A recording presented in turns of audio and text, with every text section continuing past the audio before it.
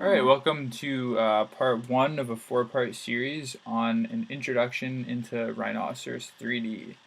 So the first thing we're going to do is just go over what the icon looks like, how you can find it.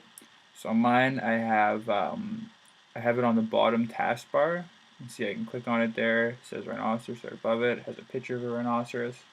If it's not there, you can always go to your little search toolbar, type in Rhino, and then it'll pop up along with any files I have attached with it.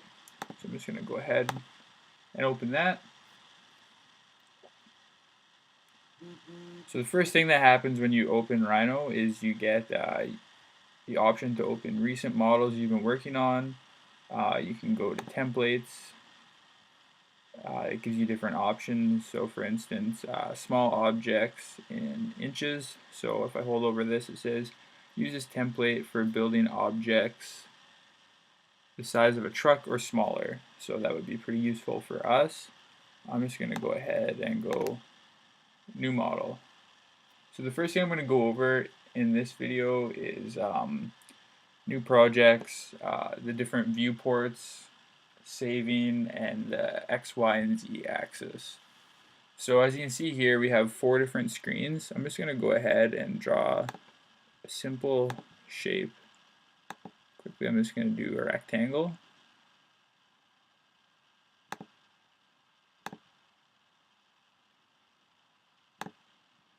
Alright, so I have my rectangle here, so I'm just going to go over the different viewports and what they look like. So one of the most commonly used viewports is the perspective viewport. So you see I have top, front, right, and perspective here. If you ever want to zoom in on one viewport, you can just double click the name and zoom in.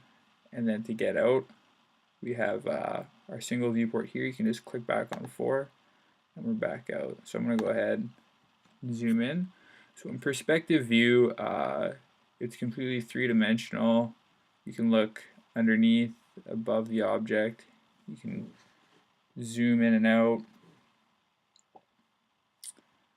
And we always have our X and Y axis here to kind of keep us grounded so we know where we are. So that is the perspective viewport. Just going to zoom out. Our top viewport is looking from the object on top, so I'm just going to show you what it looks like in perspective. Just going to scroll until I get to the top. So it's basically that top view, and this is very helpful for drawing from blueprints, stuff like that. So I'm going to go ahead and zoom in on there. So you can see I'm in the top viewport here.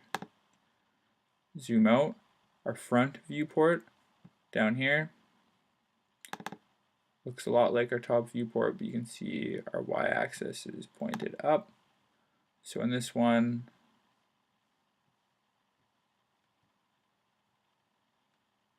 our front viewport looks like this in perspective. Right viewport down here, so obviously looking at it from the right hand side. So I'm going to show you what that looks like in perspective view. It's giving you basically this view right here from the right. Again, in every viewport, you can zoom in and out. You can make it large by looking at it like this.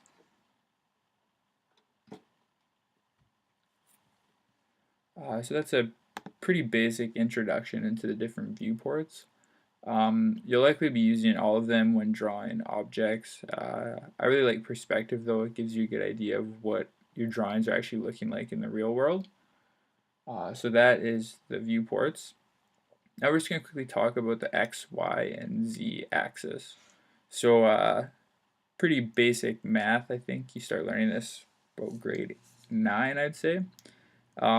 X-axis obviously starts from the origin point of 0, 0 and goes to the right. The y-axis goes from 0, 0 and up. And you can see they have pictures showing you exactly what your viewport is showing. So for this one, y is pointed up, x is pointed to the right.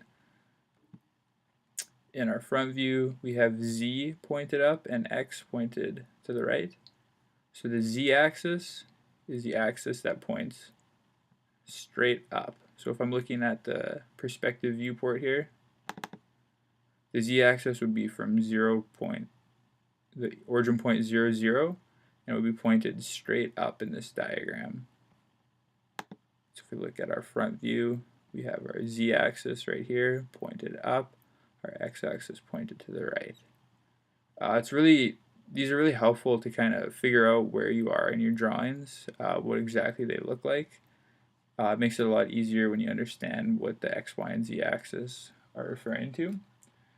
I'm going to go over quickly just the file taskbar on the top of Rhino as well. So up here we have file, and there's a bunch of different settings and stuff we can do here. The ones that we are likely going to use the most is open recent. So you can see I have some different files I've been working on here. If I select it, I can open recent projects I've been working on. So this was a guitar that we're going to see later on. As you can see, it just opens a completely separate Rhino document. So I can just go ahead and X out of that, and I still have my rectangle here. New using template, that gives us the same opening screen that we get when we open Rhino. So I can select the template I want to use there. I'm just going to go ahead and exit out of that.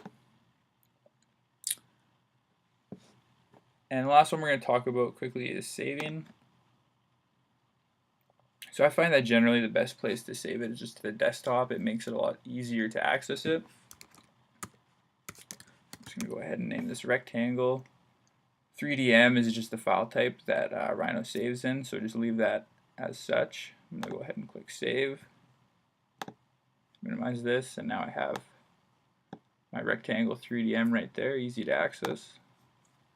So that's an introduction. Again, just to go over, we went over some of the simple file tools, the viewports, and the X, Y, and Z axes.